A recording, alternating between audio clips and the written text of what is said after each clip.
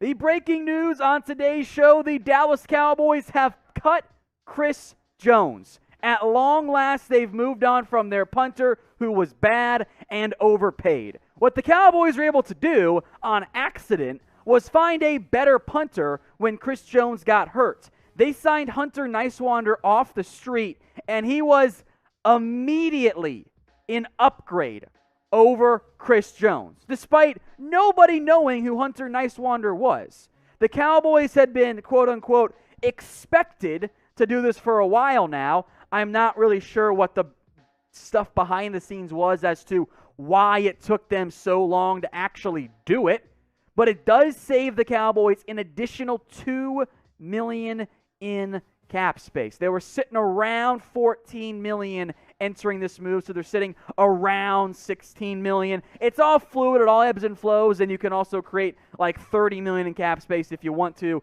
in a matter of seconds just by restructuring some guys automatically. It's easy to do. But the Cowboys finally have moved on from Chris Jones. So let me know in the comments, what do you think my one-word reaction was to Chris Jones being cut? I think finally is a good one. I think I used more than one word, right? Finally probably makes the most sense there. I'll tell you what else I did. I drank some beer because that was well overdue. It's, by the way, see-through because it's St. Patrick's Day. It's green beer, folks. Let me drink some now. I'm glad. And this has nothing to do, by the way, with Chris Jones the person. I hope he gets signed somewhere in the NFL, just not with the Cowboys. Because here's the reality for Chris Jones.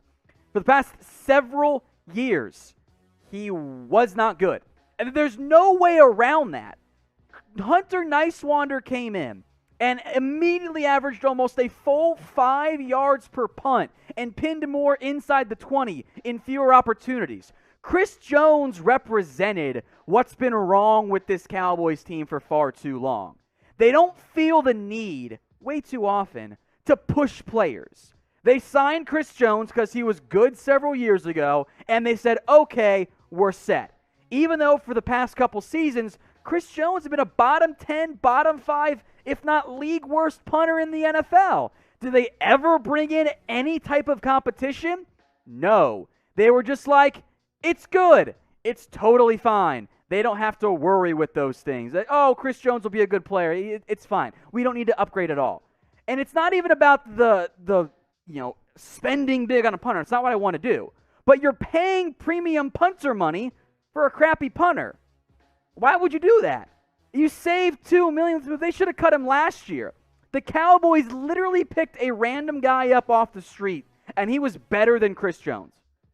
That's all you need to know about never valuing punters. If you want to bring in competition for Hunter Niswinder, sure, that's fine. I don't care about that. Just, don't pay a punter. Now, when the Cowboys actually make some type of big actual maybe major move here, we'll break it down. Whatever the Cowboys do. We're live right now because we just want to have fun with the Chris Jones news. Hit that big red button and subscribe today if you want to know all the rumors, as light as they might be, and the news that I promised at some point will happen around the Cowboys in free agency. Hit that big red button and subscribe today. Now, be honest, did you expect the Cowboys to sign somebody already? And I'm talking beyond a Ty Nsekhe who doesn't even count against the comp pick formula. Y for yes, N for no. Did you expect to have somebody signed? I thought it would be somebody. I thought there'd be at least one guy. Not, the long snapper does not count either because special teams don't really matter all that much, especially outside of kicker. So I thought there would be somebody if I'm being honest here, and I'm disappointed there hasn't been. And maybe we could have seen something that's somewhere in the, the Akello Witherspoon range, a 1-year, $4 million deal corner. I thought something like that would have happened already. Cowboys seem to be just taking their good old sweet time as it relates to all this, but they'll do it at some point. They're going to make a move in some capacity and add a player, probably on defense, because the cornerback depth chart looks terrible.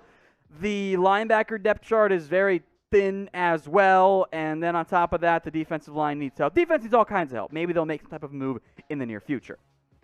Now, there were some rumors from earlier this morning we want to run through as well. Adoree Jackson, he could be a fit. I saw many of you guys in the live chat asking about Adoree Jackson.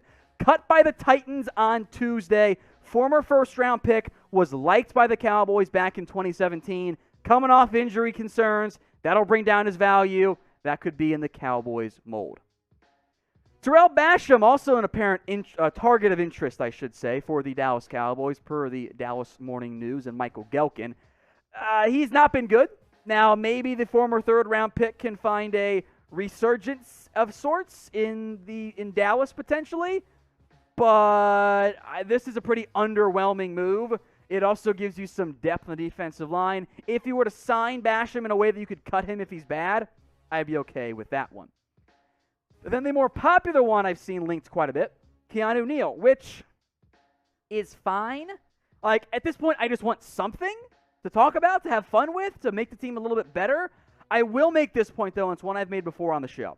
Adding Keanu Neal does not fix your safety position, because I believe Donovan Wilson, who is better in deep coverage than Keanu Neal is still not a true free safety. So now I got two guys who cannot play full-time cover 1 or cover 3 deep zones. At that point, I got to find an actual free safety. So it's fine if you want to play him at linebacker some too. He does not fix my safety issue, though. Some players the Cowboys have lost. Shout out the Chicago Bears for giving Andy Dalton so much money that, for now at least, it is projected to be a 4th-round comp pick coming back to the Cowboys. That's pretty good return on investment there for a guy you paid $3 million to, and now you're in line to get a 4th-round comp pick. That's awesome. Good for Andy to go get a chance to start with Chicago, and good for the Cowboys to get a draft pick back for a player that was never going to play for them as long as Dak Prescott was actually healthy. Of course, Chris Jones, the major news on today's video, cut at long last by the Dallas Cowboys, saving $2 million in cap space in the process. I am pumped by this move because there was no reason whatsoever to keep him. There was no justifiable rationale outside of a potentially some relation to Jerry and Stephen, which isn't the case, but I'm just kidding there to be clear. Cut him. No-brainer on that one. So the Cowboys saved $2 million in cap space. What are they going to do with it? But there's one caveat on this question. Wrong answers only. Let me know what you guys think here in the comments section. I'm going to celebrate this move with some green Jaeger.